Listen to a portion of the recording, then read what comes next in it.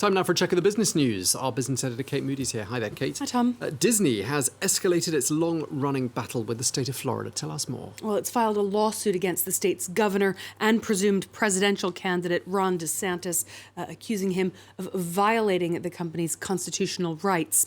In a filing in a federal court in Central Florida, the Walt Disney Company says it regretted having to take this move, but, quote, having exhausted efforts to seek a resolution, it found it was left with no choice to protect its cast members, guests, and local development partners from what it describes as a relentless campaign to weaponize government power against Disney in retaliation for expressing a political viewpoint unpopular with certain state officials. Now, this feud goes back to Ron DeSantis' support of a bill that bans discussion of sexual orientation or gender identity in primary schools in Florida. Disney had sharply criticized that law. In retaliation, DeSantis first tried to dissolve the special tax district that has allowed Disney to essentially self-govern its Florida theme parks since the 1960s. Then he tried to replace Disney's board with his own hand-picked members. Now, Disney is Florida's biggest single employer. It has some 75,000 workers, and its theme parks are the state's biggest tourist attraction. The legal battle could have implications on the campaign trail as well. DeSantis is expected to launch a bid for the Republican presidential nomination in the coming weeks. A spokesman for his office described the lawsuit as trying to undermine Florida's voters. Regulators in the United Kingdom say they will not allow Microsoft to buy the gaming company Activision Blizzard. The Competition and Markets Authority said the $69 billion merger would have given Microsoft too much clout in the fast-growing cloud gaming market, leading to reduced innovation and less choice for UK gamers. That's because Activision Blizzard owns some of the most lucrative franchises in the gaming industry, including Call of Duty, World of Warcraft, Candy Crush, and Guitar Hero.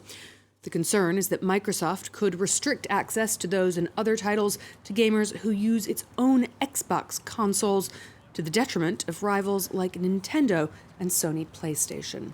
Now, Microsoft had offered to stream some of those titles across those platforms for a temporary period as it tried to convince regulators around the world to sign off on the deal, but it wasn't enough for the UK. What the CMA has said essentially is that in cloud gaming, Microsoft is the market leader, and that even though that is a smaller market, it's one that's at a critical stage where it's just starting to take off, and potentially that is going to become a kind of a huge platform in the future, and therefore it would be a risk competition to strengthen Microsoft's position in that market where they're already leading. Both Activision and Microsoft have said they will appeal that UK decision, with Microsoft's president saying it would discourage tech innovation and investment in the UK. We are especially disappointed that the decision appears to reflect a flawed understanding of the market and the way relevant cloud technology actually works. Authorities in Brussels and Washington have yet to rule on the now stalled takeover.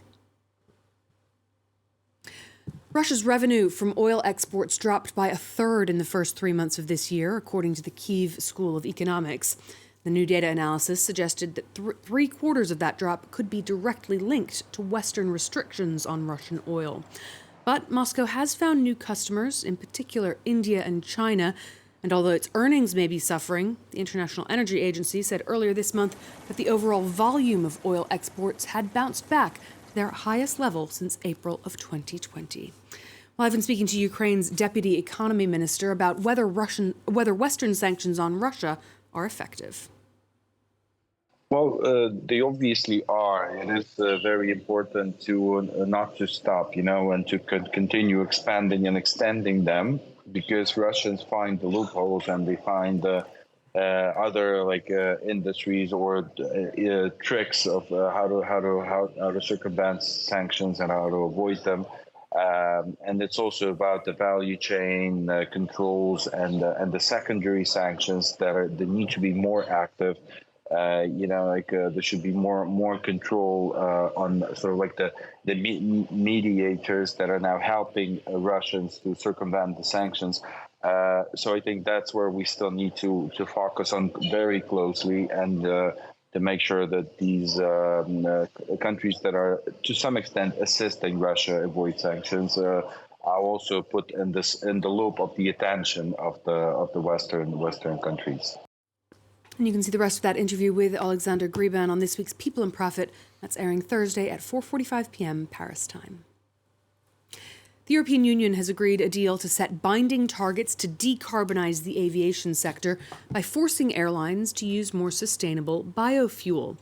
Flights taking off from EU airports will have to run on a mix with at least 2% sustainable fuel mixed with kerosene starting in 2025. That threshold will gradually be increased to 20% in just over a decade and 70% targeted by 2050. The deal further establishes specific targets for the use of synthetic fuels derived from green hydrogen. The EU will also start assigning flights an eco-label corresponding to their carbon footprint. Aviation accounts for just over 2% of global CO2 emissions, but it's seen as one of the most challenging sectors to turn green, partly because of the high cost, as well as the energy that's needed for planes to safely take off, cruise, and then land. Argentina's government is under pressure over the value of its currency. Earlier this week, the informal exchange rate of the peso plunged to half the official value. That's weighing on households and businesses who've come to rely on the black market as they face spiraling inflation. Liza Kamenov has more. On Argentina's parallel market, the peso has taken a dangerous nosedive. The nation's informal currency rate, known as the blue chip swap, plunged to 497 pesos per dollar on Tuesday, making the peso worth less than half of what it is on the country's official spot rate.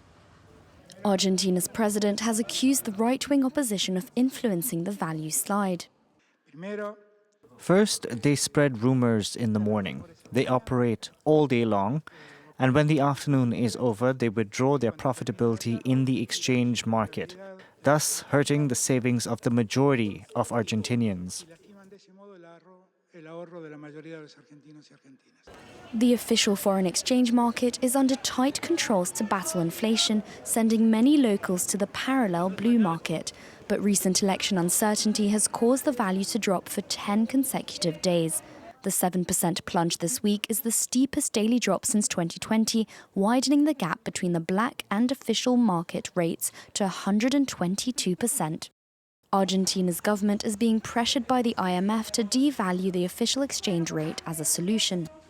Devaluing the official peso could help reduce the trade deficit and boost exports such as grain, but also could cut the value of people's savings, put pressure on imported goods, and boost inflation further.